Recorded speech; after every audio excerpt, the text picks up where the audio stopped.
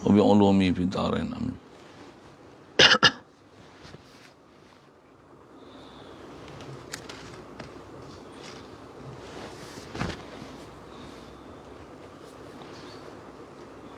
Wa ma yakhruju min wara'i batinil farji fa innahu najisun qat'an. Barang yang keluar daripada batin farji, dia najis adalah qat'an, ka kulli kharijin min batin, seperti setiap yang keluar daripada bahagian batin. Cuma kaedah dia bila kita tak tahu dia batin ataupun tidak, ataupun keluar daripada kaki lima je, kita guna bahasa tu semalam kan. Macam mana? Basuh tu yang terbaik lah. Tentu kalau macam kes-kes keputihan tu lah, kalau banyak wanita selalu masalah tu lah. Adakah keputihan tu nak kata rutubah ke apa? Ihtimalkan dia kata dia ialah min batin farji, kita basuh dia ialah najis, yang tu lebih utama daripada kita nak hukumkan rutubah je. Kalau dia jernih rutubah macam peluh, pakai pakaian dalam dia basah, yang tu memang tak ada masalah tu. Tapi kalau dia keluar pekat, berwarna kekuningan, keruh, pekat, lama pula, panjang pula keluar, faham tu dia najis, dan nisbah dia berpanjangan, dia hukum sahibul darurah, dia macam istiadah. Baik, antaranya kata dia kalma'il khariji ma'al waladi, serupa dalam masalah batin farji ni adalah seperti air yang keluar berserta dengan anak. Qablahu qablal walad. Kalau air yang memang dia keluar pelicin untuk keluar anak tu dipanggil mentuban. Itu memang bahasa kita lah tu. Mentuban, pecah mentuban. Jadi mentuban tu macam mana? Dia termasuk dalam ma' al-kharij min batinil farji, dia najis. Dia ma'al walad atau qablal walad. Siap. Selalunya mentuban lah, kalau atas istilah ni. Dah ada orang dia bukan mentuban pun. Masa mentuban ni, kalau nisbah perempuan, dia boleh perasan pecah tu. Masa mentuban ni, dia selalu duduk depan sebelum baby keluar. Sebelum baby keluar, dia mesti pecah tu dulu. Ada orang perempuan, dia bukan pecah mentuban, tapi keluar air. Banyak sangat. Keluar air, kata Jana. Dia bukan keluar lendir, keluar air betul. Memang ada macam tu. Jadi kalau faham tu apa? Dia istilahnya najis lah. Najis. Pasal dia keluar min batin. Kaedah kita kalau benda yang keluar pada badan, kalau peluh keluar di kulit, tak ada masalah. Tapi keluar daripada batin, batin farji, batin dubur, tu memang najis. Dia hukum sabi lain. Wala farqa baina infisaliha wa adamihi 'ala al-mu'tamad. Dan kata dia tak ada beza antara infisaliha, tercerainya ia,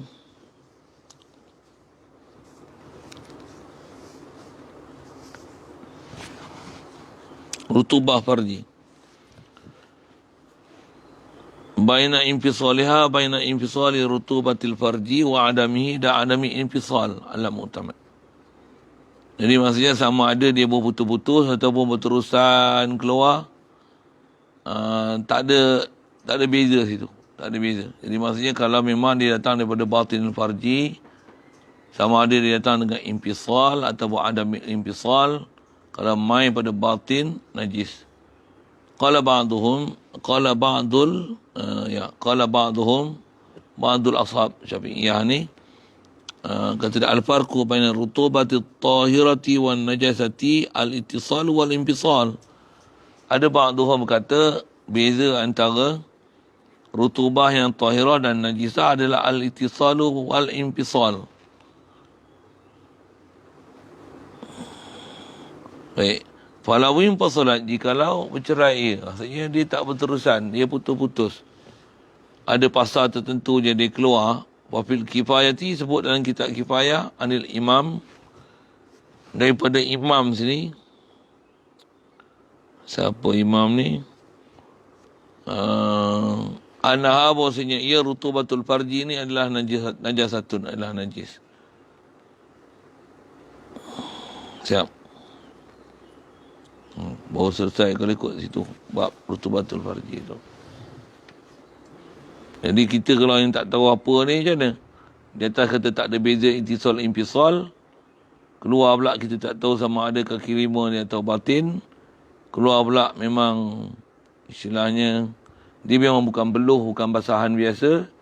Tapi memang ada lendiran datang bersama dengan ada kekuningan, ada warna keruh-keruh tu. Pula tu ada setengah yang dia keluar gatal pula kan. Jadinya tu kaedah dia menganggap dia lagi daripada belah batin lagi afdal. Kalau faham ada khilaf-khilaf, ada kata najis tak najis tu, mengatakan dia najis lagi utama daripada mengatakan tak najis dia. Pasal khuruj minal khilaf mutahabun. Jadi ada yang kata macam ni, ada kata macam ni, kita ambil kata najis, basuh, atau lagi baik. Itu kalau orang, saya ngajar pun, kalau ngajar bab-bab macam ni, kat orang perempuan, memang saya akan kata najis. Kita nak tahu keluar daripada kaki lima ke, daripada pangkal rahim ke, bukan senang. Kalau pergi scan pun belum tentu dapat. Dapat tahu datang daripada mana. Kaedah kita pun memang bukan dengan merujuk kepada tabib untuk dihukumkan apa yang keluar. Bahkan kaedah dia, kalau bab darah sekalipun, kaedah kita yang disebut oleh ulama kita dalam kaedah-kaedah bab darah haid ni, darah tu syarat mesti keluar daripada pangkal rahim. Kalau keluar daripada ujung ni macam mana? Maksudnya keluar berdekatan tu. Ada yang kata tidak lah apa-apa, tapi dah kita tak tahu darah tu main mana, walaupun sekalipun rupa darah hidup keluar daripada saluran tu, ihtimalkan dia sah untuk katakan dia ialah haid syarat 24 jam tu. Tu kaedah yang dipakai banyak. Lebih baik pakai macam tu. Adakah nak buat keputusan pergi semak doktor, scan, tengok darah keluar kok mana. Dengan tu kita nak menghukum dengan darah tu hukum apa. Tak ada taklif itu. Tak ada taklif. Bahkan yang warid syarak yang ada, setiap darah manik. Jadi kalau kata boleh ihtimal macam kita sebut rutubatul farji ni, kalau dia sekadar rutubah je, basahan gitu saja, tak apa. Tapi kalau tengok rupa dia macam boleh ihtimal macam darah haid. Cuma warna dia tu agak cair.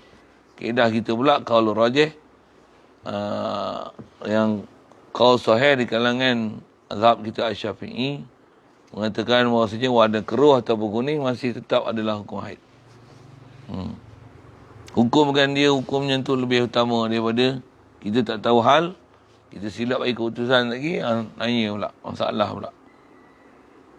Yang tu tang keruh. Jadi kalau kata keluar daripada lebih pada waktu-waktu haid, campur sini body 16 apa, ada kaedah dhaif dengan qawi apa tu, maka yang dhaif tu adalah hukum istiadah, yang kuat adalah dia hukumkan haid.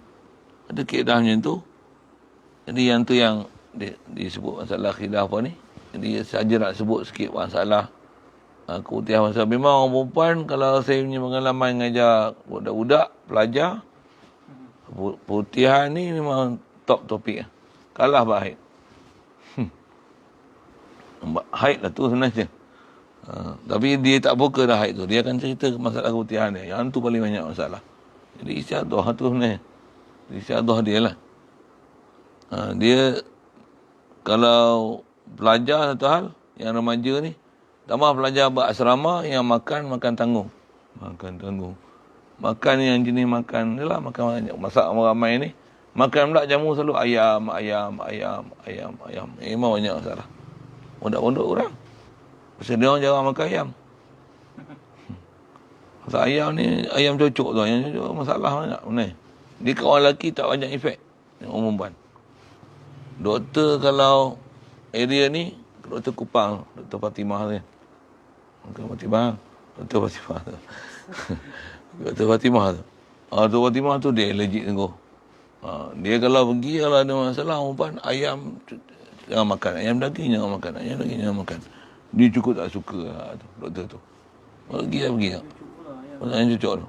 Dia kata orang lelaki tak rasa sangat. Orang perempuan memang efek sangat. Yang daging tu. Orang perempuan memang efek sangat. Doktor yang kata, saya bukan doktor, saya dengar cakap dia tu. Kita tengok dia, kita pun tak allergic, dia allergic sungguh. Keluar dia pesan, jangan makan ayam tu. Kalau orang perempuan ni.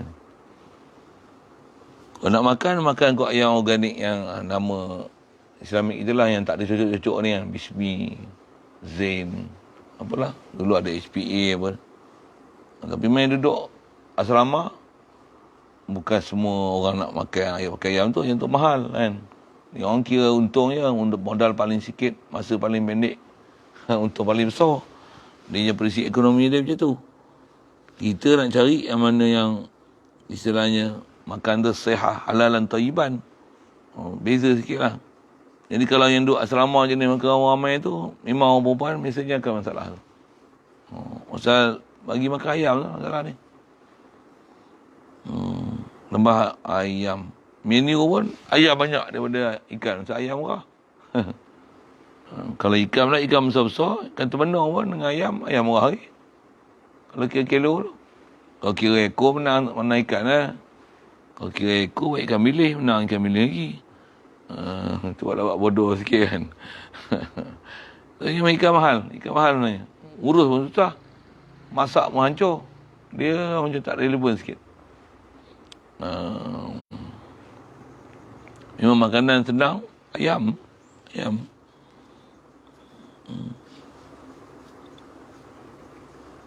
Sikit sana. Nak sebut sikit lah tentang masalah tu. Pasal pengalaman ngajar ni. Memang macam ni. Siap. Wala yajibu ghaslu zakaril mujami' wal bidhi wal waladi wa afta syekhuna bil afwi an rutubatil basuh limubtala. Wala yajibu ghaslu zakaril mujami'. Tak wajib basuh zakar orang yang berjima'. Sekalipun katalah ada lendir basah apa, tak wajib basuh. Tak wajib basuh. Nak kena mandi lah. Tapi wajib ke basuh? Tak. Faham tu pasal nak sebut apa? Pasal nak sebut buat aib sikit nak sebut kan. Bila buat kerja tu, mestilah ada sesuatu lendiran apa satu kali tu. Tapi wajib ke basuh? Tak. Kita baca je lah apa ulama dah sebut ni. Faham tu, bila berlaku tu mesti ada rutubatul farji di dalam dia, mesti ada. Takkan berlakunya bersama suami isteri keadaan macam tu yang kering, sebut macam mana, kering itu, dia mesti ada rutubah. Itu wajib ke basuh rutubah tu? Tak. Pasal kaedah yang disebut rutubah yang keluar, dia ada hukum yang kita bicara ni lah. Jadi kalau berlaku perbuatan jima' tu, zakarul mujami' tu macam mana? Pasal dia ke dalam, rutubah yang pada dia tak wajib basuh. Betul lah. Pasal dia bukan rutubah yang keluar. Dia rutubah sebab dah kawan tu masuk dalam, dia akan ada basah. Tak wajib usul. Ya. Saya sebut itu je lah. Istilah mazi tu Ustaz, dia bagi perempuan dia keluar kat kubur juga ke? Sama. Dia keluar kat tempat kencing.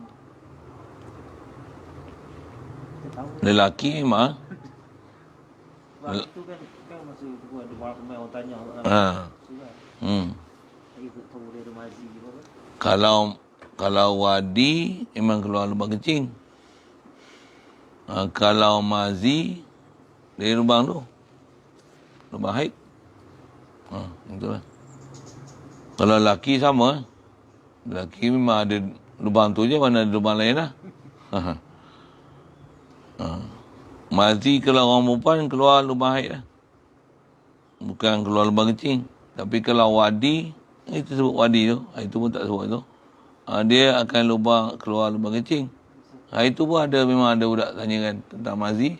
Lepas tu ada kencing pula sikit. Macam mana dia sebut? Selepas menjadi kencing. Tak ingat soalan tu dia sebut macam mana. Kita pun tak perasan tu, tapi perasan sesuatu lah. Tapi rasa dia orang faham kot kan. Pasal dia ditanya mengenai masalah mazi. Lepas tu dia sebut. Lepas tu ada mengiringi kencing apa dia sebut tu. Dia orang tanya masalah tu itu. Mazi keluar kubul lah. Bukan saktul baul, bukan sakbul baul, bukan lubang kencing. Tak. Jadi zakarun tu tak wajib basuh.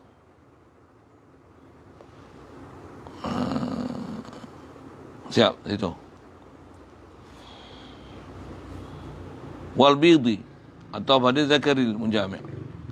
La yajibu ghaslul bidhi, tak wajib basuh telur. Telur ayam lah. Sini. Yang tu kita bahas dah itu lagi. Asal tak wajib basuh. Itu yang dia orang duk gaduh sangat basuh tu, itu nak cermat. Pasal antara golib dengan asal, kita sebut dah itu kan. Dan tak wajib basuh telur pun masalah tu lah. Apa yang sebut lah. Kalau tadi tu, masalah zakarul munjami' tu. Golibnya keluar haid, kalau beranak keluar nifas, gitu kan. Dan biasanya ada rutubatul farji, dan biasanya keluar pada batin, itu golibnya. Jadi bila dia duduk situ, ada rutubah tu nak ukur apa? Asalnya suci. Asalnya saluran tu suci. Tapi golib dia adalah benda-benda yang najis. Haid, rutubatul farji. Tu rutubah yang menyebabkan berlaku basah zakarun itu macam mana? Tak wajib basuh. Macam tu kat telur. Kan dia keluar tempat yang mengerikan. Memang satu lubangnya. Tempat yang mengerikan. Semua keluar situ. Tu golibnya najis. Tu keluar telur, bersih. Ataupun telur tu walaupun tengok bersih, tak ada rupa apa. Tapi kalau dia kena air, kalau kita gosok, dia berlendir. Jadi wajib ke basuh rutubah yang ada dalam saluran nak keluar telur. Faham tu? Asal telur suci. Tapi golib laluan ni mengerikan. Yang tu kot bahasa kan. Mengerikan. Bahasa mengerikan tu rasa lagi sedap dengar sikit lah. Laluan tu mengerikan. Tu wajib ke basuh telur? Sama masalah zakarul munjami' tu lah. Dia punya isu dia sama. Kalau kita faham prinsip, kita akan hukum tak salah. InsyaAllah tak salah. Saya ngaji pasal Tok Guru dia ajar itu kan. Apa dia punya keyword nak ambil ni. Itu lah. Hamba kita dah faham lah bab asal dengan golib. Mudah nak faham tu. Begitu tak wal-walat. Mana wajib basuh? Golibnya orang basuh lah kan. Mana ada keluar baby biar gitu ya. Basuh. Basuhnya mandi kalau baby tu. Kalau tak mandi pun dia akan lap. Sebab rutubah yang ada dalam rahim tu keluar. Baby orang berlumur dengan darah lah apa. Biasanya dia akan basuh. Tak pun lap dengan wet tissue lah apalah. Tapi memang keadaan terbaik ni kalau tutup bidan kita yang basuh lah. Dia akan mandi kan. Dia tak biar itu. Itu juga kalau kata 7 hari kena cukur tu pasal masalah. Jangan biarkan anak tu lebih pada 7 hari dengan apa yang bulu-bulu khasnya rambut yang ada daripada dalam rahim tu. Pasal dia ada efek tak elok. Yang itulah kata orang tutur dulu pasal macam tu. Satu pusat pun 7 hari tanggal. Kalau ada lebih pun punya pasal lah tu. Takkan nak rambut bagi putih pula. Kalau tak putih lagi kan. Ada yang 5 hari tanggal, ada 10 hari baru tanggal pusat.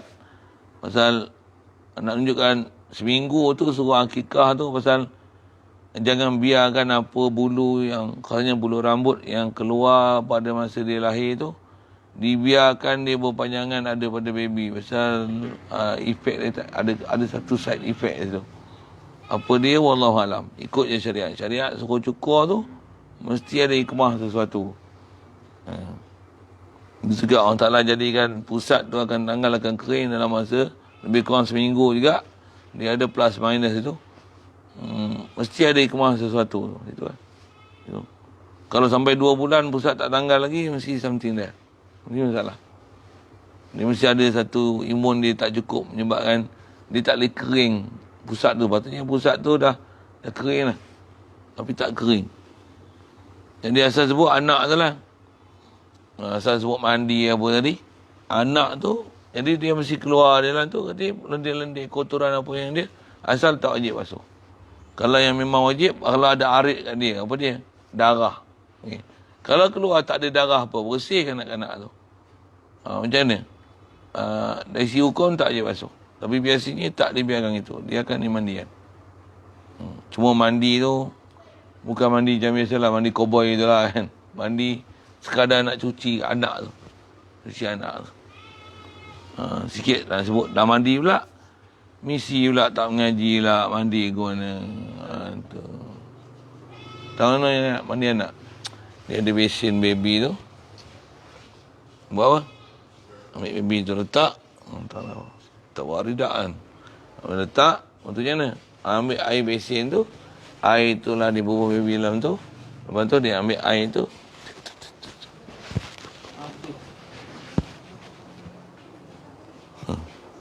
Air tu lah sapu muka dia. Kalau singki pun nanti dia masuk singki. Dia tutup lubang singki tu. Bagi budak tu rendam. Kan? Tak faham bak air punya. Oh. Semua dapat kursus kejururawatan. Marah orang ni kalau saya sebut ini ni. Ini pasal lah. Tak betul.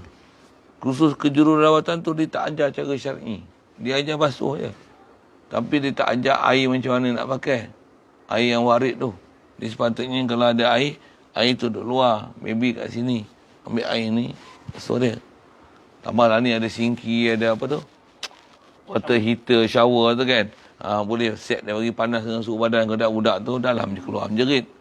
Kena sejuk menjerit lagi dia. Bagi air suhu badan lah, suhu ibu kan. Suhu 35 darjah Celsius, 36. Tu so panaskan dia sikit. Kita nak basuh budak pun. Terbalik kan dia basuh. Saya biasa mandikan baby. Anak saya semua saya mandikan, kecil. Semua mandi. Hak sulung memang 100% saya. Dah besar-besar ni, saya semua. Lagi makin ke belakang, makin saya tak urus. Masa kakak dia ada, abah semua ada. Mula-mula tu memang saya semua. Apa cerita ni? Cerita mandi baby tu. Jadi masalah air tu. Masalah asal kita bicara, tak wajib basuh baby yang keluar. Kalau ada darah. Jadi kalau ada sekadar berlendir, tambah pula keluar memang bersih betul. Tambah pula yang keluar beranak tembuni tu, kan ada sarung. Keluar tembuni, istilah tembuni kena koyak selaput tu, tembuni, keluar baby tu. Memang tak ada apa-apa. Tak ada apa-apa, sedarah-darah apa tak ada. Dia beranak tembuni. Apa nak sebut. Jadi wajib ke basuh budak tu? Basuh tu tak wajib.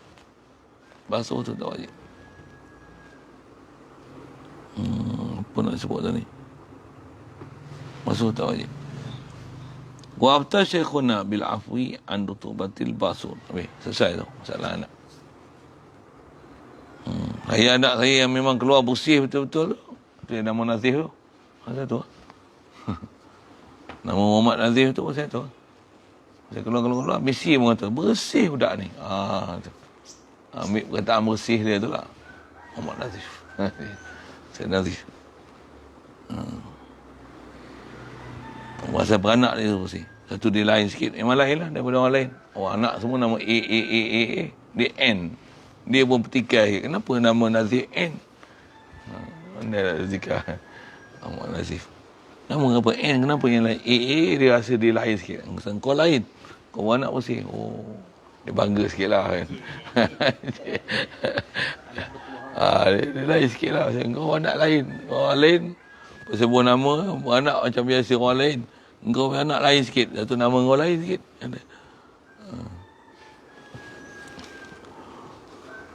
Wa afta syekhuna bil afwi. Siap. Itu. Berfatwa oleh syekhuna bil afwi an rutubatil basur limubtala biha. Berfatwa guru kami Ibnu Hajar dengan kata maaf an rutubatil basur daripada rutubah orang buasi. Orang buasi memang dia ada rutubah ni. Yang ni pun kalau cerita saya biasa kena ni. Orang dah biasa kena pula dia ada potensi untuk berulang berlaku. Bila lama lah tak kena tekuk. Dulu tekuk ni 20 tahun dah lah. Yang kena dulu sampai 2 bulan terbaring.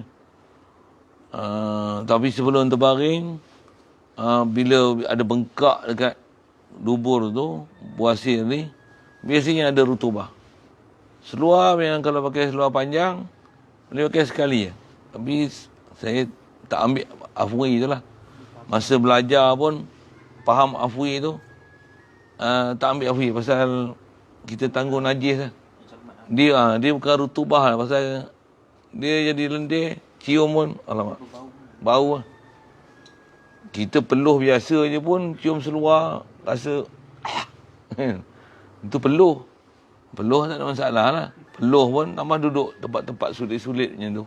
Yang tu pun kita tak tahan. Tambah kalau yang memang basur, tambah dia ada bengkak. Tambah memang, katalah kita ada ketika masa pakai seluar, pakai kain, dalam posisi duduk, kawan tu pula dia keluar, bergesik pula dengan kain. Memang ada rutubah nanti kat kain. Kain tu nanti dikeras aja. Pasal ada rutubah.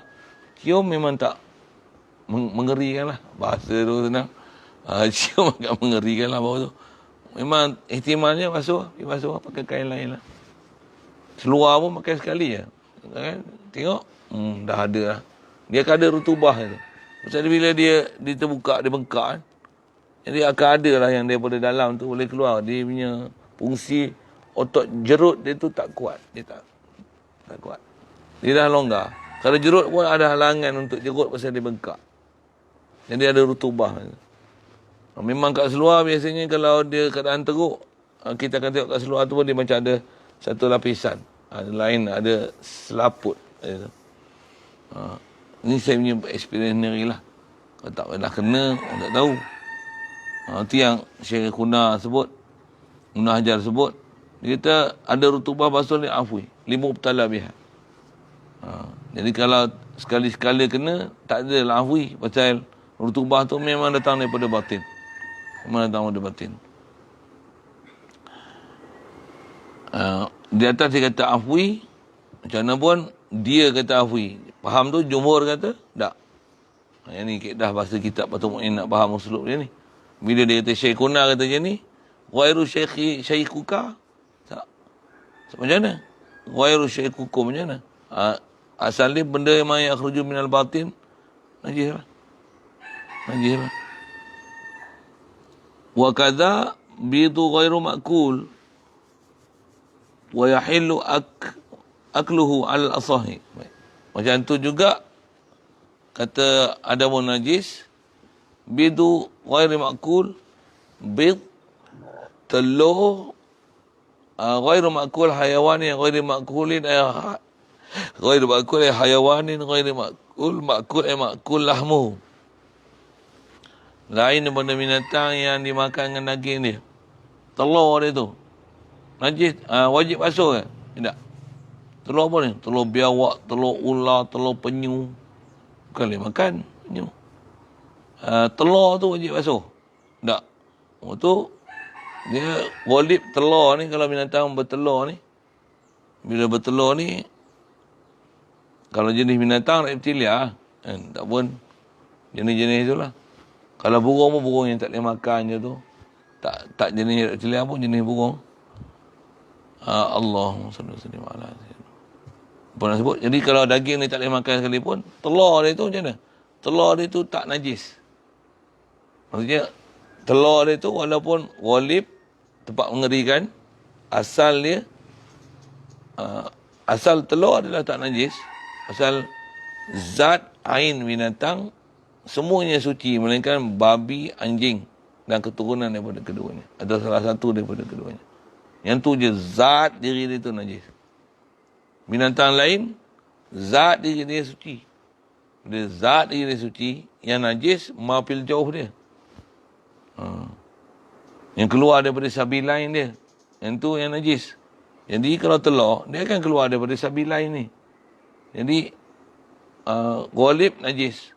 Telur asal suci. Pasal zat syai' adalah suci, maka apa usul dia suci. Antaranya mani dia pun suci. Antara mani dia tu, bila dia duduk dalam bentuk telur, telur dia suci lah. Jadi telur tu suci, cengkerang tu suci, keluar daripada tempat mengerikan, dia tak menajiskan telur tu. Dan telur tu pun jadi mutanajis ke? Tidak. Menak asal berbanding dengan ghalib. Selama-lama tak ada rupa darah di situ. Nanti pun kita sebut baby jadi zakarul munjamik apa tadilah. Sama lah hukum. Telur pun kalau ayam tu baru first time telur, dia tak pernah ada apa-apa laluan lagi telur tu. Nak keluar tu dia susah sikit. Biasanya ada kesan darah kat telur ni. Telur, istilahnya telur ayam dara macam tu lah kan.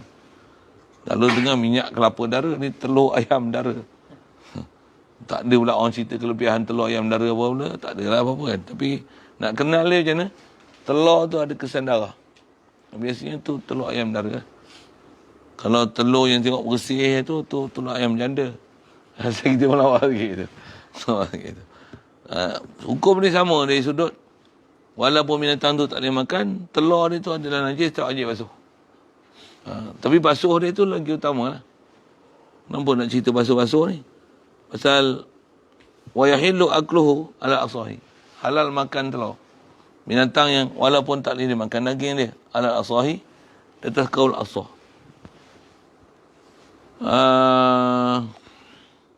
Pasal apa pula telur boleh makan? Pasal telur dia ada hasil daripada mani. Kaedah kita sebut tadi. Mani tu adalah asal usul untuk jadi suatu makhluk. Kalau disebut binatang. Air mani adalah suci. Melainkan mani anjing dan babi.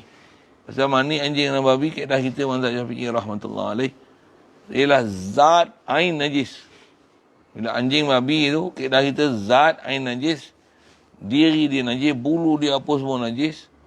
Ambil dilalah daripada air liur dia najis. Kalau air liur pun najis, tentulah semua najis. Antara najis tu air mani dia najis. Jadi, kalau anjing babi keturunan daripada keduanya, salah satu keduanya adalah najis, ghair khizir dan kalbi, mani dia adalah suci. Jadi, antara mani itu telur. Jadi, semua telur boleh dimakan. Semua telur adalah suci. Itu yang yahillu aklu bid ghairi ma'kul. Bid hayawan ghairi ma'kulin lahmu. Makan telur binatang yang tak dimakankan daging dia. Telur dia boleh makan. Telur biawak pun boleh makan. Asal telur tu halal. Cuma di atas pengamatan. Mungkin ada experience, laluan. Orang dulu cuba makan dah. Telur-telur tertentu. Dia beracun, mabuk. Ada yang boleh membawa kematian misalnya. Ataupun dia daripada binatang yang berbisa, bahaya. Tentulah telur dia pun berbisa juga kan. Maka yang tu dilaranglah makan. Bukan masalah telur tu, tapi masalah keracunan tu, racun tu. Masalah kalau tak racun pun mabuk tu. Antara yang memang tak dibagi makan telur, telur ular. Tambah ular tedung. Try makan tak? Saya silap kolu. Kolu tu matilah. Berani? Ada berani? Dia orang kata, salah buat kan. Pasal telur ular tedung apa kan. Pasal dia jenis binatang berbisa. Itu dia orang kata yang nak sebut dalam telur tu kan. Jadi bila telur binatang berbisa, elakkan makan lah. Antaranya dia orang kata, tak ada ambil telur tu sapu kat kulit. Ada jadi apa?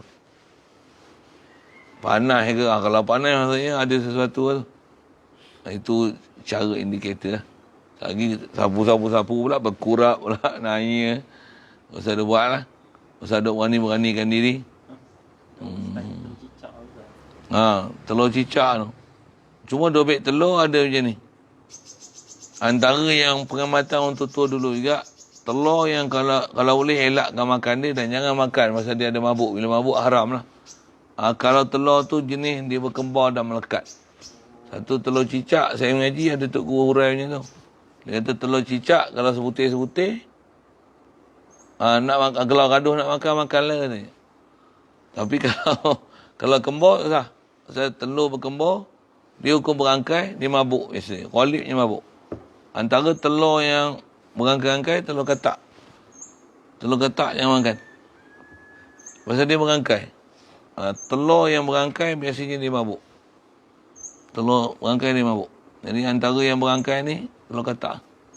Kalau telur berkandit, tak apa. Telur berkandit, dia duduk dalam uncang. Macam kes. Macam telur ikan. Kan dia duduk dalam, tu panggil kandit lah. Bahasa tu. Yang tu tak apa. Cuma ikan pun kita makan. Telur dia tak ada herat lah nak makan. Cuma ada ikan yang telur dia sedap. Ada telur tak sedap kan. Ada telur yang memang mahal pun telur dia. Kalau ikan tenggiri, antara telur mahal lah. Telur duk jual tu, telur ikan tenggiri lah tu. Itu ikan Ikan belukang Ada KBL tu. yang bulat-bulat merah kuning kan. Besar-besar tu, telur Hitam tu. ikan apa? Tak minat kan. Saya minat makan telur ikan. Lupa tak namanya tu. Ikan duri. Telur ikan duri. Oh, yang tu dia besar-besar kuning-kuning tu. Kalau buat sambal, power tu. Leleh helio lah. Cik. Cuma nak masak dia kena betul lah. Kalau tak meletup. Habis lecah rumah nak sampai. Masak. Dia kena bubuh je telur tu tutup. Sekejap lagi dia pop. Dia bukan pecah telur tu. Tapi memang dia akan keadaan dia tu. Tambah minyak tu lah. Dia macam goreng pedai ayam apa. Hati ayam macam tu. Dia akan meletup tu. Jadi tutup lah. Beli penutup belanga. Buat sambal. Buat tu. Leleh-helio. Buat orang lapar je katanya. Makul. Asal cerita telur. Jadi telur-telur daripada binatang berbisa elak lah. Itu yang kalau orang tanya, kenapa telur penyu boleh makan? Pasal penyu tak boleh makan. Pasal telur hukuman ni. Itu yang telur biawak pun kalau gamak nak makan. Tapi binatang-binatang macam tu, biasanya ada jijik kat kita lah. Cuma telur penyu, dia lain sikit, special. Luar dia lembut gitu. Dan hanyir sikit macam tu lah kan. Rebus pun dia bukan macam jadi macam telur ayam. Maunya. Nak dapat dia susah lagi lah. Abah dalam keadaan kawalan apa lah ni bukan senang nak dapat. Tapi boleh makan. Telur kura-kura, telur tuntung. Telur, masalah telur. Isu telur tu juga, kalau telur belangkas, boleh makan. Telur mana? Telur yang memang kita pergi ambil dalam badan itu. Yang dia dah, istilahnya tasallab. Masalah dia sampai zaman ni, belangkas pun orang makan. Itulah masalah. Langkas tu, dia panaskan tu, dia makan telur dia lah. Makan. Tapi dia kopek dia tak asingkan telur tu dengan belangkas tu. Belangkas tu. Keedah dia kena ambil telur. Memang bukan makan belangkas tu makan telur dia. Dia goreng telur dia lah. Dia tak makan jantan, dia makan betina. Makan yang betina. Jantan memang tak boleh makan pasal dia ada racun tu kat dia punya testis tu. Isi bukan ada sisi pun. Dia isi dia telur tu. Makan telur tu. Tapi dia goreng Dengan belangkas sekali lah. Kefiat dia tak betul lah. Macam mana pun keedah dia kan telur ni, kalau kita sebut bangkai ayam pun itu. Kan bangkai ayam. Kat sini kita sebut kat mana? Sini ada tak? Bangkai ayam yang dalam ayam ada telur tu, sini tak? Macam sini tak? Jadi kalau telur ayam yang dia tosat dari keras tu jadi cengkerang tu, ayam tu bangkai tapi telur dia sini sebut sini kan. Telur boleh. Jadi kalau belangkas tu bila dia mati telur dia tu cuma kena ambil telur tu di atas dia daripada bangkai. Rutubah dia adalah rutubah bangkai. Basuh dulu. Yang tu kefiat nak makan. Dia orang kata hilang manis. Kau nak makan itu baik kau makan ular sawa. Tak ada ayat dia tu kena itu bawa dia orang sedar je. Dia kira manis, kira sedap. Ada orang kira sedap. Kalau babi pun sedap. Aku tak darah babi lah gitu. Dia punya formula makan tu tak betul. Keedah kita kalau kau nak makan pun katalah kau rebus sekali belangkas tu kan. Jadi telur dia tu dia memang yang tersalap dah. Dia memang ada putih-putih dia tu. Pasal telur belangkas dia isi biji. Dia bukan macam dalam kandit tu. Tak? Cuma itulah bila telur tu macam tu, dia memang berbiji-biji tu kan. Dia belangkas pun, dia biji-biji tu pasal apa? Pasal belangkas ni dia memang orang tak akan pergi ke laut tangkap belangkas ambil telur dia tak. Dia akan ke darat untuk bertelur. Dia macam penyu tu lah. Katalah macam penyu tu, misal untuk faham. Penyu tu, kita ambil penyu tu, kita rebus penyu tu. Bukan tunggu dia bertelur. Kita rebus penyu tu. Contohlah nak bagi faham fiqah tu. Ambil grinder tu, belah kulit dia, buka, ambil telur tu. Basuhlah dulu. Basuh dulu.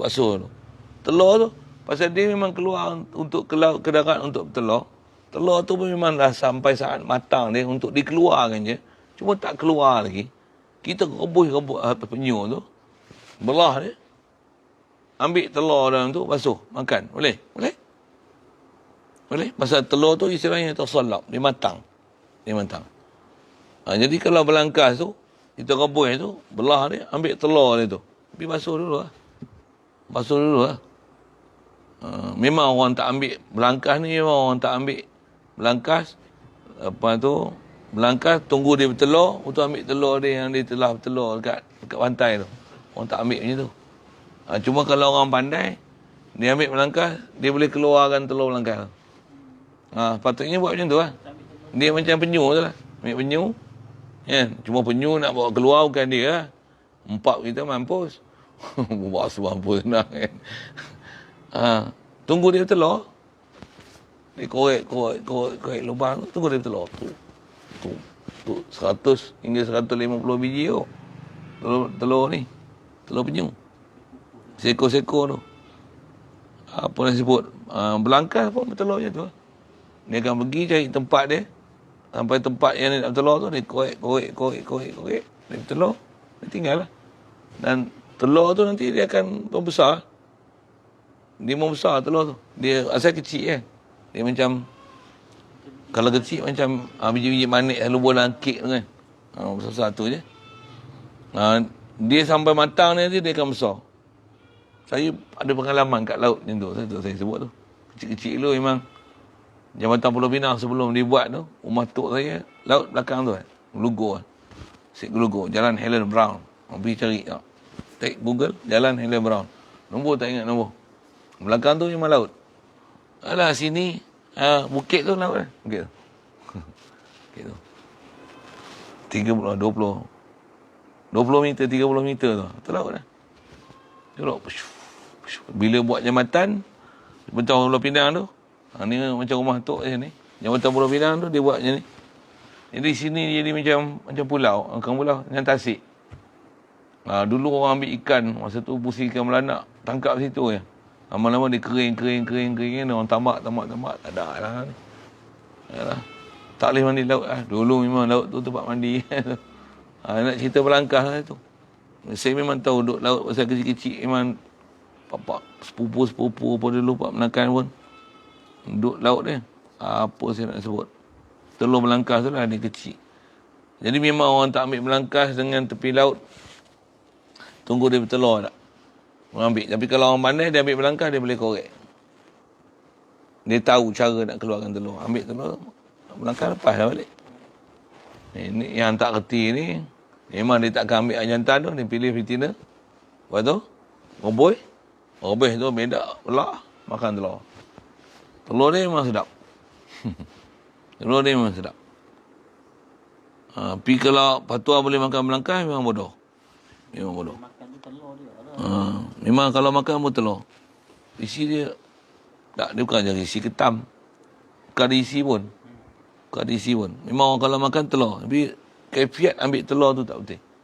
Itulah masalah ni. Macam mana boleh cerita situ lah. Telur ghairu ma'kulil lahmu. Cuma belangkas boleh makan ke? Tak boleh lah. Pasal istilahnya dia binatang yang ke darat dengan ikhtiar. Dia bukan binatang dua alam. Dia binatang laut.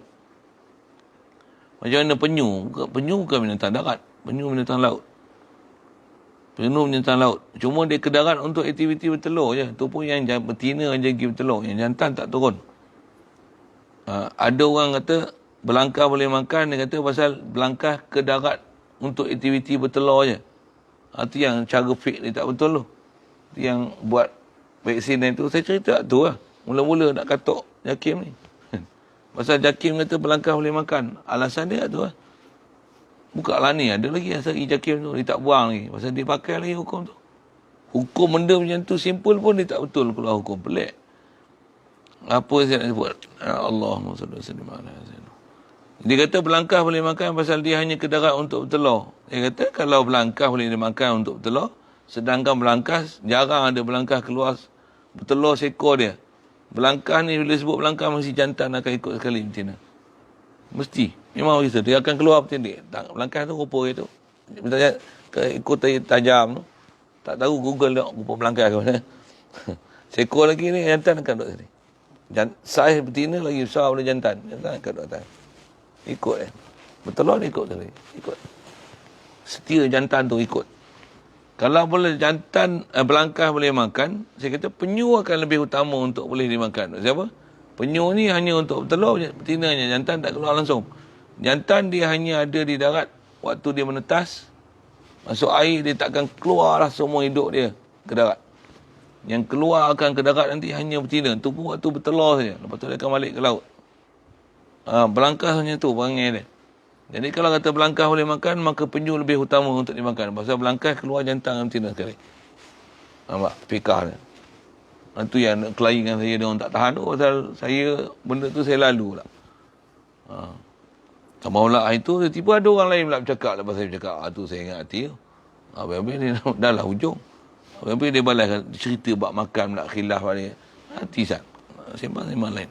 Kita berhenti kerana dia tu. Ni siapa ni? Ada protokol apa cakap.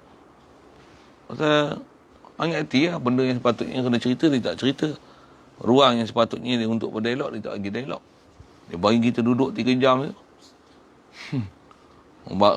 Kita pun kalau ikut balas ya, dah ada orang perangat kita, baral lah juga pun. Tu yang keluar ayat power-power. Orang tak faham keadaan, dia tak tahu apa masalah. Dia kencing kita, ambil gambar dia elok, rasa kita ni dia baik dengan kita baik dengan dia. Punya macam tu je dia buat dajal dengan kita. Masa dajal, masa apa? Rupanya geng-geng ambil gambar ni macam ni perangai dia orang. Pergi jumpa mufti ke apa, ambil gambar. Kata mufti setuju dengan saya. Mufti pun menerima pendapat saya. Allah doa ta'arah. Untuk saya gambar dengan mufti. Ambil gambar dengan presiden, Mursyidul Am, ketua Dewan Ulama. Kata apa? Semua ni setuju dengan saya. Kepala otak dia. Tunjukkan gambar dengan video tak, bukan. Gambar dengan realiti, kadang memang gambar belum boleh berbicara sebenarnya. Gambar belum berbicara. Ada tempat gambar boleh berbicara. Kadang gambar tidak membicarakan segala-galanya. Pasal lama ni banyak manipulasi boleh buat dengan gambar. Dan ada orang menggunakan dengan gambar tu ambil kesempatan. Memang masalah. Kena hati-hati sikit. Satu tak boleh jual gambar murah-murah. Memang kalau dia curi tu kita boleh kata, kau buang, delete gambar aku. Buang, delete. Dia kata delete. Dia sebar juga nanti. Jumpa sepak tu. Garang ni. Itu kita punya privacy. Dia kan boleh nak buat sebarang. Gambar-gambar kita handsome lah. Dia keluar jawab poster pula. Tampar sekali. Kita jadi rutan. Lagi orang sihir kita nak kata apa? Benda-benda zaman ni boleh jadi macam-macam. Ilmu sihir lah ni pula canggih-canggih. Kita pula amalan sikit. Zikir kurang, baca Quran kurang. Baca pun bismillah pun tak. Free tu kan. Tu kena sihir macam-macam. Dan tambah kena gambar apa orang duk sebar apa. Macam-macam kalau orang nak sihir. Penyakit ain lah, tak ain lah. Masya Allah. Satu kena jaga amalan. Kena ada amalan, minta doa selalu. Jauhkan benda-benda macam tu.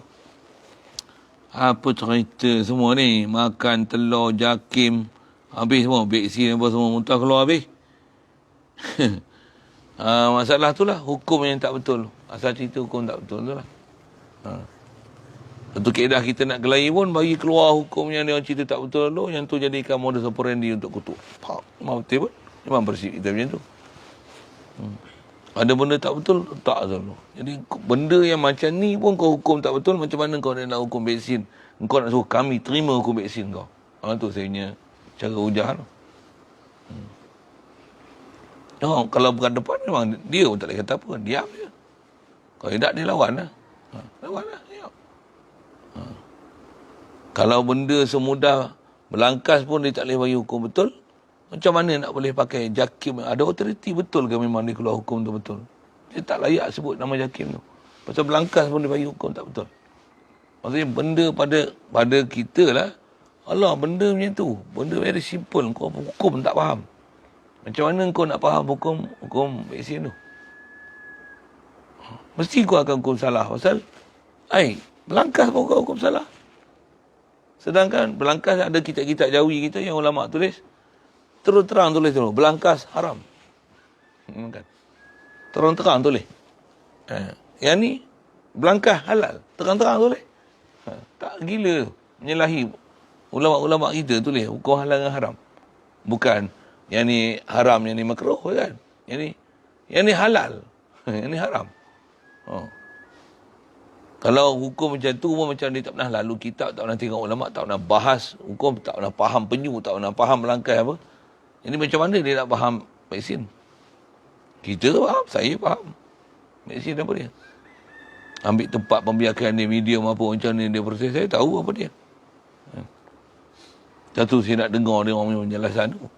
Tapi tak lagi kita dengar, tak kita cakap apa.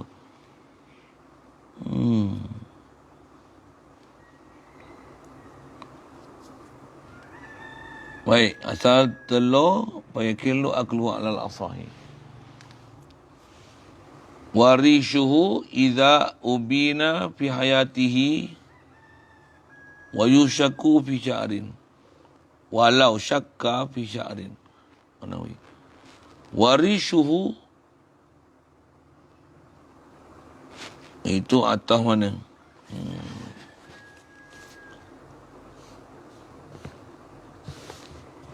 Oh, ada tangga 3 tu langkah.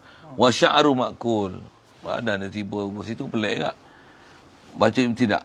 Wa sya'ru ma'kulin warishuhu idza ubina fi hayatihi. Wa yahillu. Ataupun la yajibu la yanjusu ala bid tahirani. Jadi asal sebut tahirun wa yajibu ghuslu, kita tak ada macam ni sana. Wa sya'ru ma'kulin wa rishuhu tahirun idza ubina fi hayati. Kita tak ada itu sana. Bulu binatang sya'ru ma'kulin sya'ru hayawanin ma'kulin lahmuhu.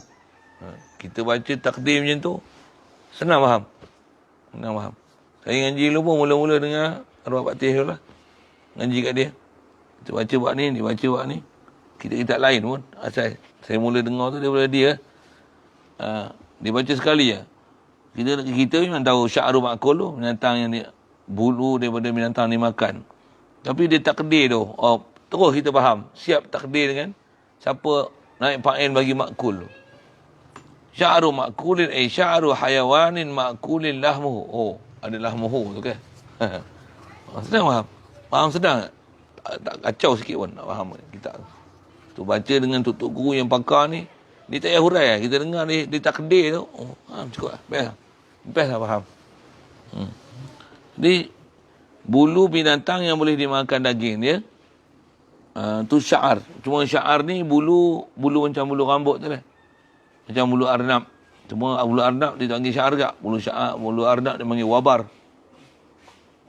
Sya'ar ni, bulu kambing sya'ar.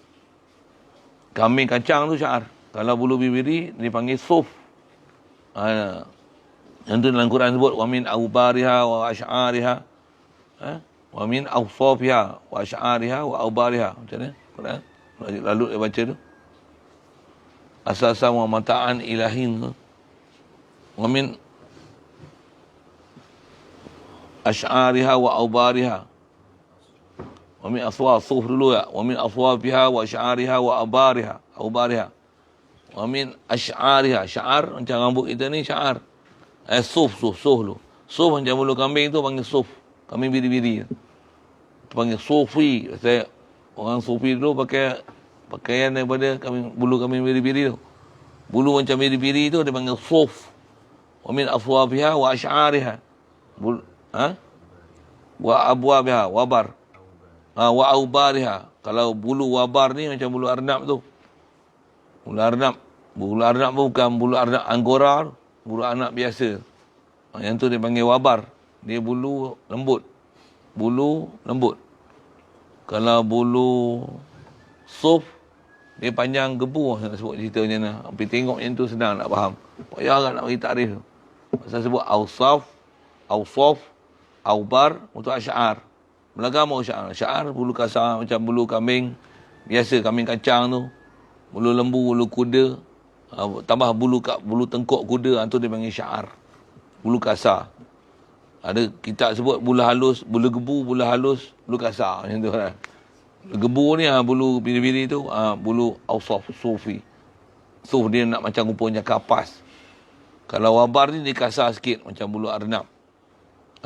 Asy'ar lagi kasar macam bulu rambut kita, janggut kita ni, atau dia panggil wabar. Asy'ar. Dia panggil sya'ar. Jadi sya'ar makul atau warishu darish. Rish ni kiasi di atas, sebut dalam Quran wa awsaw fiha wa awbariha wa sya'ariha. Rish ni bulu pelepah burung. Bulu burung kita panggil bulu pelepah, bulu ayam pun kita panggil bulu pelepah. Pasal dia satu-satu tu boleh cari, boleh ni dia panggil bulu pelepah. Bulu pelepah burung rish. Sama ada bulu pelepah dia yang besar tu, yang kasar tu, yang macam bulu kepak, bulu lawi tu, ataupun bulu dia yang kita cabut tu kan. Yang tu pun pasal dia ada satu tangkai, dia ada macam daun tu. Yang tu kita boleh koyakkan dia, boleh cantumkan balik tu. Yang tu bulu macam tu dia panggil rish. Jadi rish daripada makul tahir. Tu. Lepas tu kucing, wabar kucing, najis lah. Baru makul. Tu yang laban kucing, najis. Fikah senang je siap. Ni bahas hadis 3-4 muka, jawapan sesat. Bulu kucing tak najis. Tai kucing pun tak najis. Bala apa kau? Tu kita barang kan, pasal apa punya kawaid di keluar hukum ni. Satu tambah isu-isu lah ni duk perangat isu Wahabi apa ni. Orang selebriti pula sebut. Saya nak tumpang kat sekaki tu. Nak 2-3 hari ni. Kalau naik angin apa saya nak sebut 40-0 tu. Orang pun tak tahu idea, misteri saya sebut 40-0 apa dia. Saya sebut 40-0 tu apa dia. Pasal nak ambil kesempatan tu. Pasal selalu dia orang sebut tu. Yang ni bila orang selebriti sebut, dan memang sebenarnya dah fatwa pun. Dah siap dah semua negeri. Kata ni ajaran sesat. Mengatakan Allah duk atas arah ni. Menyalahi. Betul lah. Istilahnya sesat. Ajaran sesat. Sesat. Bila sesat ni, bila benda tu tak dicerita, tak dibetulkan balik. Jadi nampak macam betul lah. Allah ta'arah, atas pada atas arah.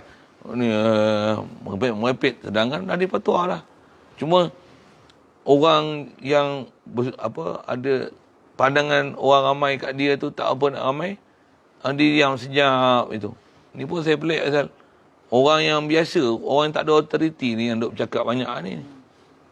Yang orang yang duduk pejabat agama ni diam. Tu saya pelik kan. Apa ni buat apa? Makan nasi banyak kot. Mula lah mengata macam-macam kan.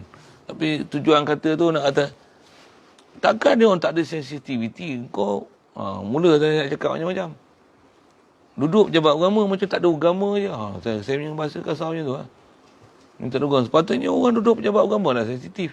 Saya buat misal. Saya nak kata, siapa duduk tempat tu, dia lah orang paling sensitif dengan kalau ada kebakaran, bomba lah kena paling aktif.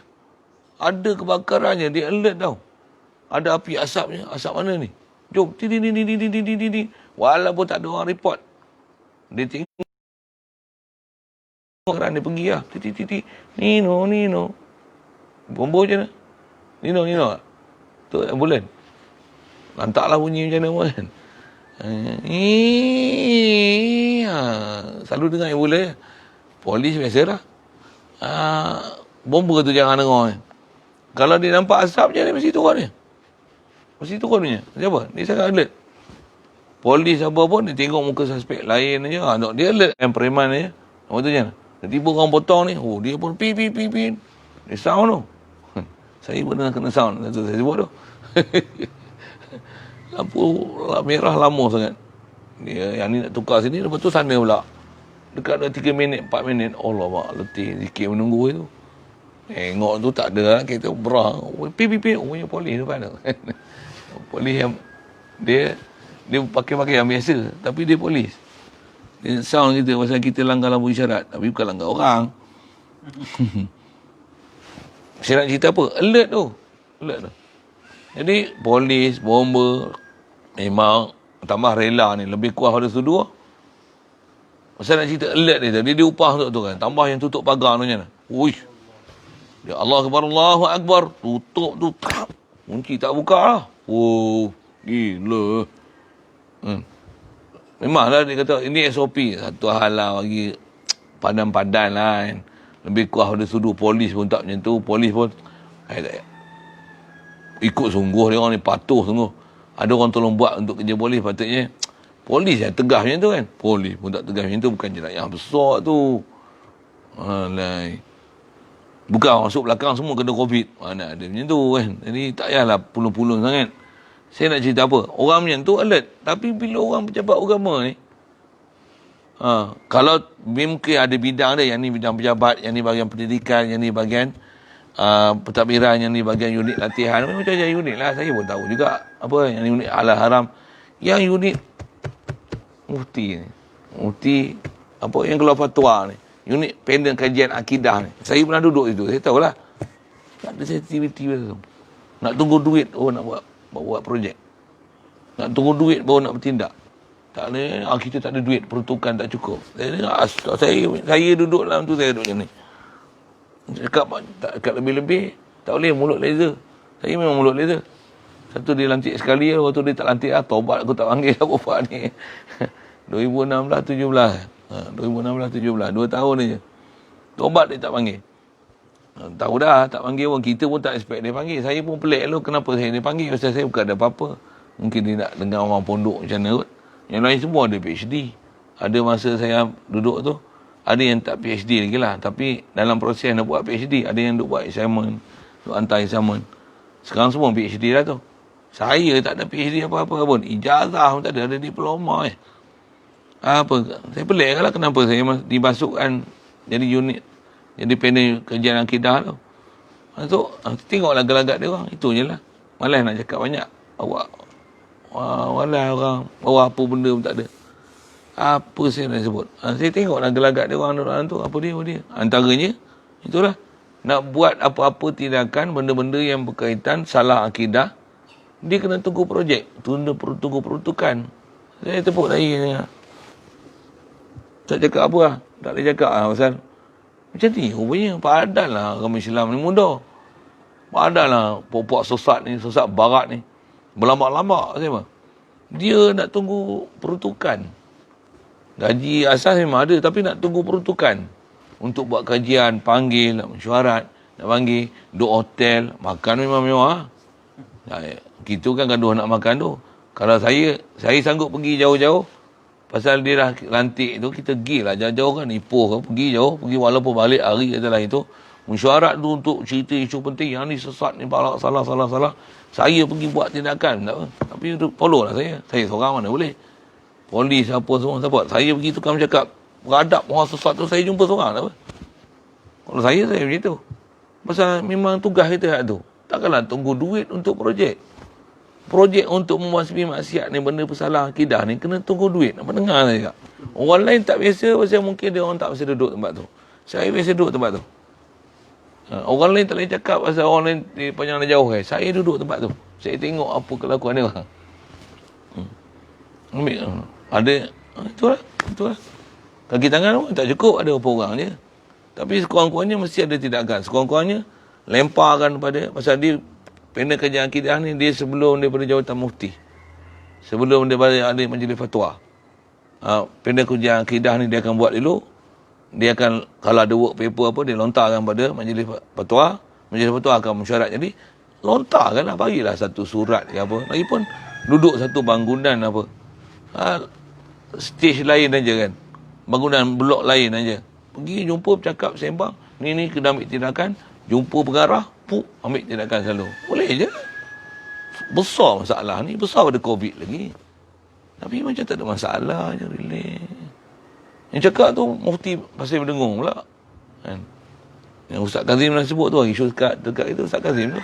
Masuk TV cerita macam ni. Oh, ada saya. Nampak sangat. Walaupun ada benda-benda yang sebut hukum tu ada lah. Tapi bab akidah ni sebut best. Best. Jadi macam mana support je lah. Sokong je lah. Gunakan tu, pakai batu loncatan tu, pijak tu, terlonjak tinggi. Itu lagi sekali. Nak lonjak kan tu. Nak pakai tak? Saya tengok banyak orang duk pakai tu. Gunakan tu. Gunakan momentum Ustaz Kazim tu. Dia selebriti kan. Dia memang berani cakap pun. Babak COVID pun tak dia cakap steady kan. Orang macam tu kita tumpang tui dia lah kan. Kita pun satu fikiran dengan dia tu. Okey, cantik. Memang betul pun. Kenapa masjid ni penjarakan gila macam ni, ketat macam ni. Tempat lain tak ada pun. Mesti ada satu hidden agenda pun. Buat kajian. Sedap dia cakap. Dia sedap tu, cakap sedap. Dia memang orang pandai bercakap pun. Dia ada datuk-datuk pula kan. Siapa tak kenal? D-U-K-E kan. Datuk Ustaz Kazim Alia. Duke. Nama apa? Duke. Ada Duke bunyi.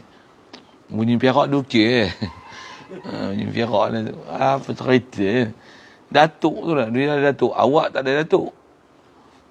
Kalau ada datuk esok kau ada nama sikit. Maunya. Dia orang selebriti macam tu lah. Dia bercakap kita tumpang je lah. Tumpang je lah. Apa cerita tu? Macam mana boleh masuk situ tu Wahabi apa semua tu ha? Bulu halus, bulu kucing lah. Saya bulu kucing ni. Tu mengajar tu kena tahu tempat boleh syarah kan. Bulu kucing. Pasal ada jakim sebut bulu kucing. Ada jakim sebut masalah apa tu belangkai bang. Dia pergilah jakim ni nama majlis agama. Ni benda sesat akidah sana sikit. Pejabat agama panel kerja akidah. Semua keluar. Muntah habis semua. Sedih sikit dalam tu lah. Yang kata fokus dia bukan untuk membetulkan tapi lebih kepada penantian peruntukan kewangan untuk melaksanakan projek-projek kajian akidah. Astaghfirullah. Ada benda yang tak payah kaji lah. Istilah syait maklum fiddin bidururah. Tak payah pandu kaji lah. Dah keluar statement, dah keluar fatwa, keluar brosur. Yang ni ajaran sesat. Patutnya ambil tindakannya. Siapa buat kekuasaan. Tak cukup. Siapa yang duduk atas nak buat pengarah. Nak mengarah tu. Siapa? Kasar lah sikit sebut tu kan. Macam nak mengarah orang je. Kita nasihat je lah. Tapi nasihat jarak jauh je lah ni. PJJ je lah. PJJ lah. Kita tak cakap berdepan. Kita sebut cukup kuasa kita. Kalau nak pergi jumpa pula. Siapa kau nak jumpa dengan aku? Kita bukan ada apa-apa nak jumpa dengan dia.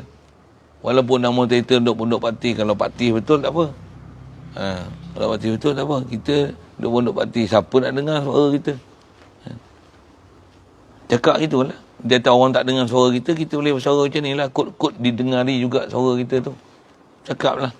Tambah pula ada orang kenalan-kenalan kata dah. Ni Ustaz Mat dah tegur macam ni. Sampaikan lah. Pengarah pun bukan tak kenal kita.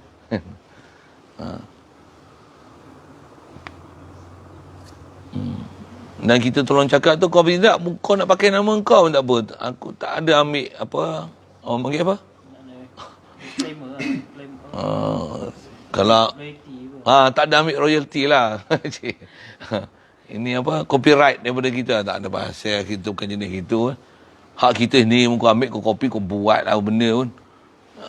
Kau bertindak atas nama kau tak apa. Tak ada heran aku rasa lega pasal kau jaga agama tu. Memang kau orang pun kena jaga agama besar. Kami buat cara kami lah. Mengajar pondok ini ni berapa congor je. Berapa putung je yang kami boleh jaga. Dia jaga besar. Tindakan besar dia tu menyelamatkan ramai orang. Pula tu akidah ahli sunnah wal jamaah ada benda yang masyhur. Tapi bila dah dimasyhurkan dan tak dibendung dengan pahaman-pahaman salah ni, dia akan jadi tu. Kita tengok netizen banyak sangat. Pula tu tambah media-media yang nama pro tajdid apa semua ni, yang sosak-sosak ni ambil tindakan terus. Kalau kata mufti mufti agama, menteri agama tak ambil tindakan, menteri lain kan ada, menteri multimedia, menteri apa lagi, penerangan kan. Penerangan tu ahli multimedia lah. Keselamatan lagi MKN ada. Jadi gabung kan ni, polis pula pun ada. Ketua Polis Negara ada. Yang ni ancaman pada ni. Menyebab masyarakat berpecah belah. Ada ISIS pula bawa pahaman macam ni. Kalau kita kata Hizbut Tahrir pun ada masalah macam ni. Yang ni Wahabi lagi lah macam ni. Jumpa orang-orang yang memang pernah bersuara, pernah buat kajian, berbentangan tentang pahaman-pahaman ni. Dia punya bahaya dia tak mana. Negara yang telah berpecah, berperang tu pun pasal apa pahaman-pahaman Wahabi macam ni. Dah lah sesat barat dengan ulama' di sunnah wal jamaah pun salah macam ni. Gunakan semua medium tu lah. Jangan duduk seorang je. Aku menteri agama, aku tadi la ilaha illallah. Gunakanlah. Bersuaralah situ. Kok menteri agama pun satu geng juga kot dengan tu. Itu fitrah keluar macam-macam tu. Jadi tempat-tempat yang kata orang yang itulah. Yang ni yang istilah apa, orang yang dapat naungan Allah Ta'ala esok adalah Imamul Adil. Khas imam besar tu. Ni imam dari sudut dia menerajui sesuatu, satu bidang, satu skop, satu apa tugasan kan. Kullukum ra'in wa kullukum mas'ulun an ra'iyati. Kita lah. Kita ra'iyati kita ni lah skop kecil lah. Dia besar, lagi besar lah. Apal imamu mas'ulun an ra'iyati kan. Zaujatun pun dia mas'ulun an baiti. Kan. Ada rumah yang dia duduk, dia urus sebagai suri rumah. Apa dia? Suami dengan suami, anak dengan anak. Kullukum ra'in, kullukum ra'in. Wa kullukum mas'ulun an ra'iyati. Masyhur hadis tu.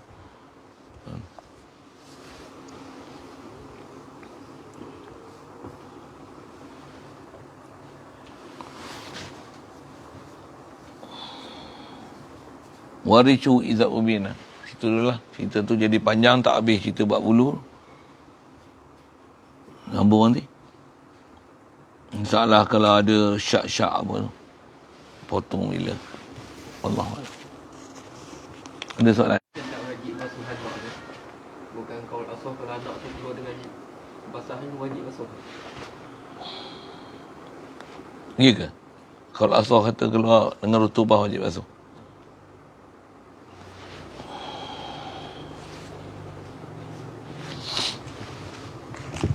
Tak ingat tu, rasa memang tak wajib basuh anak. Dalam satu kali.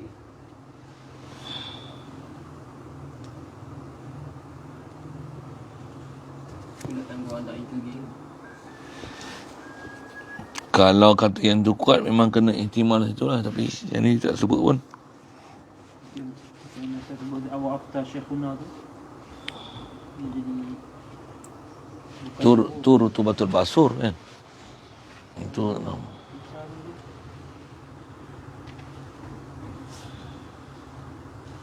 Sebab tadi kita sebut air yang keluar berserta anak najis.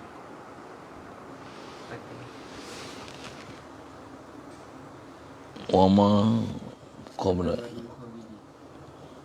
wal kharij ma'al walad.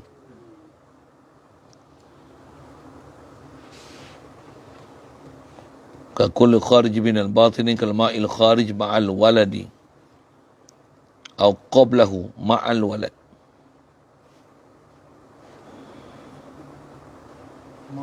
Dia masalah mak tu. Mak tu saya.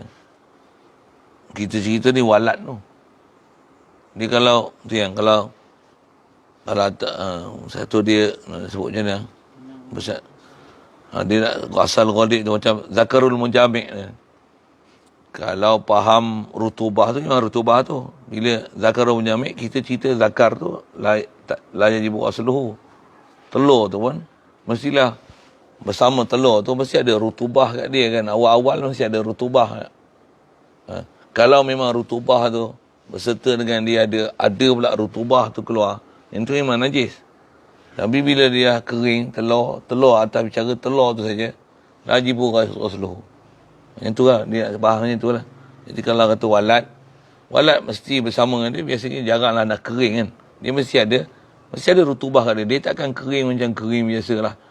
Kering pun sagi kering. Tapi bila kering tu, ghalib dia memang ada rutubah apa macam.